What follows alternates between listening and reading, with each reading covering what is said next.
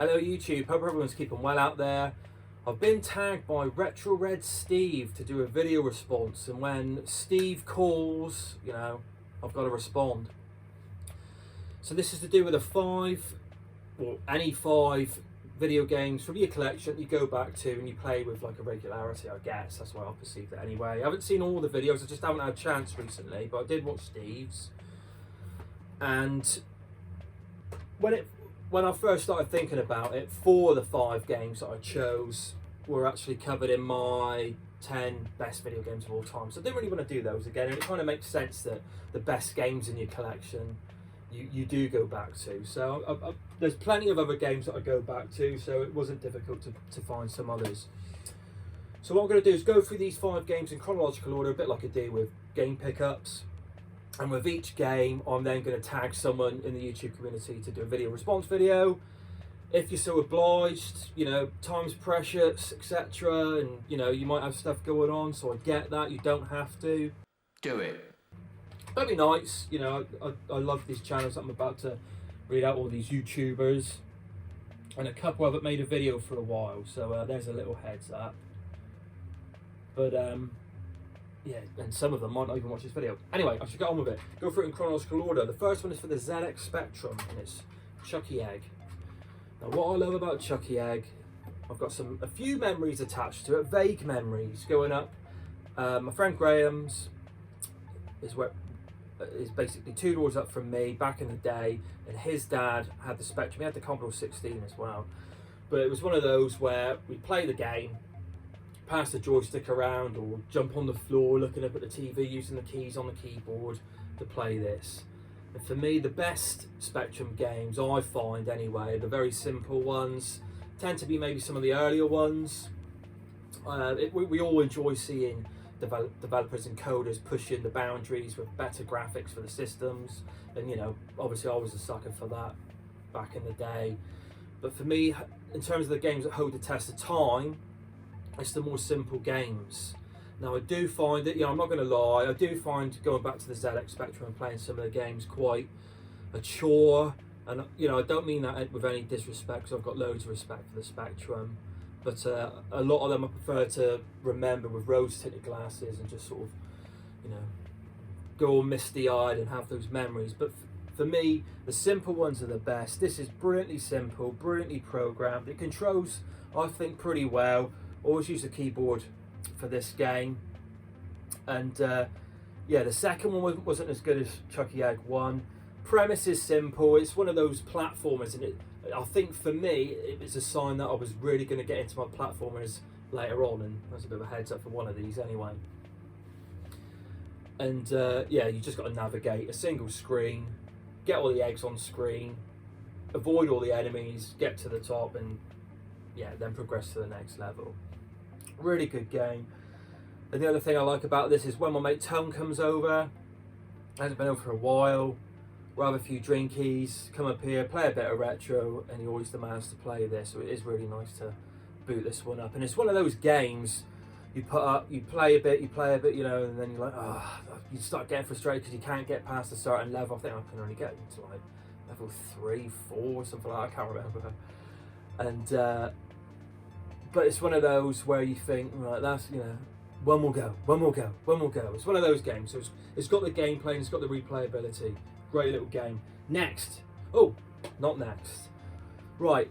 ZX Spectrum. Someone I know out there who loves his Spectrum, and that's Mike.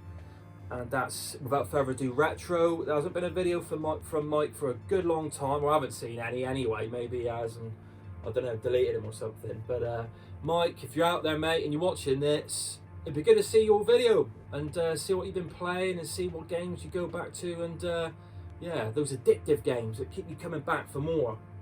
Right, next for the Master System, R-Type. Now, it is a very good conversion, but since owning my PC Engine Mini, the R-Type on that is far superior. I get that, and it sort of, you know, makes this look like the weaker game, which it is, slower, etc., and very flickery. But I love it. I've got great nostalgic memories to this. Owned it back in the day and used to play it all the time. It was back when you'd you know, the Master System, going from the Master System from the Spectrum, you can only afford a few games. So I'll have like a library of say 3 games, and you would just play them religiously. But yeah, I had R-Type on the Spectrum, really enjoyed that. But playing it in full colour on a dedicated kind of game system was fantastic. Loads of good memories with one of the first sort of shooters really that, well, certainly I remember playing this. Salamander I played on the Spectrum as well, and obviously a few games in the arcade, some of the early shooters, arcade games. But really good memories with it. Love the upgrade power systems. And for me, even now, when I get that half an hour to play this game spare, I jump on it, and I've always got to try and make sure I get to level 3, which is my favourite level.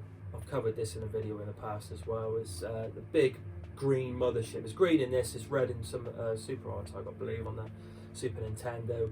What you have to do is just circumnavigate this thing whilst it's firing different guns and bullets at you, and you've got to blow bits apart from it, work your way all the way around it, and then once you've blown it up enough, that's it, that's the end of the level. Great idea for a game, and I remember the first time getting to this thing and just being, you know, literally blown away by this thing. And I remember the this like metal phallus on it as well. Dirty Japanese. But yeah, great shooter as far as I'm concerned. And I do like all the R-Types since it's just one of my most nostalgic shooters that I remember. So the person that I'm going to tag for this particular game and link it to this game is Red7 over in the desert. I love this guy's content. I love his arcade cabs and his knowledge about these arcade games. And I know he loves his shooters, and that's why I'm linking him to this game. So, yeah, I believe it's Nick, isn't it? Nick, love your content, mate. If you get a chance, I would really appreciate and love you to do a video response to this. But consider yourself tagged. No obligation, though. No obligation. Do it. Right, jumping up to the 16-bit systems now. I've got 2 games, kind of. First one is 2D platforming perfection. I'm due another go on this again, actually. This was an annual game that I would play. I've only got it on cart because this is actually the copy that I've got that came bundled with the console itself. I did have the opportunity to get the box version, but that's sort of slipped me by now. But it doesn't matter. This is what it's all about. 2D perfection, platforming perfection for me. Absolutely love it. And when I do play it, it's one of those games that I just want, you know, play a couple of levels and then that's it. It just hooks you right in. And I sort of end up trying to kind of speed run it. It's not the hardest of Mario games, but it does get a little bit tasty near the end, and some of the special levels that you unlock demand replay, let's say, to get them all done. But I've still got the save state from this 100% completed, and yeah, this definitely needs to be booted up again. I just absolutely love it. So colourful. I remember playing on my mate's NES. Again, I was a Master System owner. There wasn't many friends that I had that owned a NES, and I know Mario 3's held with great regard, as it should be. And I remember borrowing that and really enjoying playing that. But for me, this is better. For me, it is anyway. I just preferred the extra polish on the game, and the extra. The control pad was designed beautifully for this game. All the buttons used excellently. Lots of moves with Mario. All the different mechanics with his flying and Yoshi. Brilliant. Love this game. Stay. Now the person I'm going to tag for the Super Nintendo game has that name in his title. Well, SNES, and it's Snestastic Pete. So Pete, if you watch this, buddy, it'd be great to see 5 games that you always go back to. Do it. I think I could probably guess about at least 2 of them, possibly 3 of them, but I won't mention them just in case they're in there. Right, jumping on to, well, sticking with the 16-bit generation, but I don't own the Mega Drive, but I do own this compilation, and it's Dr. Robotnik's Mean Bean Machine, which is basically a reskinned version of Puyo Puyo. And me and my wife play it all the time. She loves it. She absolutely loves it. She calls it her game. Let's play my game. You never want to play my game. Is it because I always beat you? Blah blah blah. You know, all the jokes and stuff. But yeah, we've had so many games of these, and what we do is we play the first one of 5. Although if we're having like a really good sort of gaming session, you know, we're both playing really well. We both got to 10 to see how the mood takes us. But she loves it. She loves it, and I really enjoy playing this game with her as well. It's really pick up and play, like all of these games. Very arcadey. You get a quick, good hit of gaming goodness there. And what I always find interesting is, well, good, is the music that these sort of games have. It must be so difficult for a composer to come up with a tune that is constantly on, that in the end doesn't grate on the gamer's ears, and you know, they absolutely nail it with this one. That tune, yeah, just never gets old really. It's kind of ingenious. But yeah, great puzzle game, thoroughly recommended, colourful, plays really well. Right, so the person I'm going to nominate for this one is someone who I know is a huge Sega fan, and that's Champion 2D Rob. So Rob, if you're watching, consider yourself tagged as well, bud. No obligation to do a vid, but you know, if you can. Yes, yes, yes, yes! Right, and the last game is for the PlayStation 1. It's Tekken 3.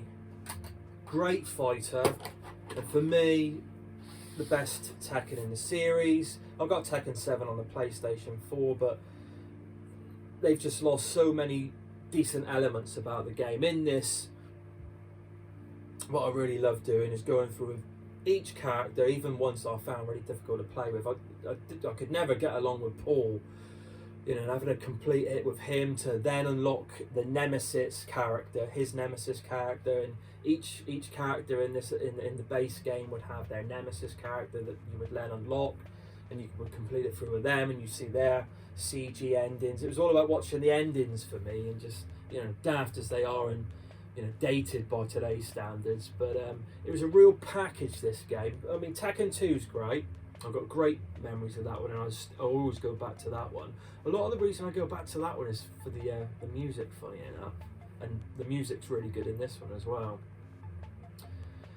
But yeah, this was a real good package, and you also had that mode. Yeah, it was a stripped down version, but it was almost like a brawler, 3D brawler, where you just go through and see how far you could get on like a limited life bar, just taking on hordes of enemies. You know, it's not like a very deep brawler by any stretch, but it was a nice little addition to it. You got Tekken bowling and things like that on this one. Loads of characters, loads of great memories, and that's why I go back to playing this one. And same with, you know, Mario, R-Type, and Chucky Egg. It's the memories that are attached with it that still go strong. So with this one, I'm going to tag James, FlashbackTNT. I know you haven't done a video for a while, and I'm sure you're busy and you know, whatever reasons, but it'd be lovely to see another video from you, James. You're a good egg, and I'll miss you from the tubes, and I'm sure many other people do, so I would love to see a video response from you. Do it. But again, no obligation. So anyway, peeps, there you go, quickish video. Hope everyone's taking care out there. Stay safe, and I'll see you again.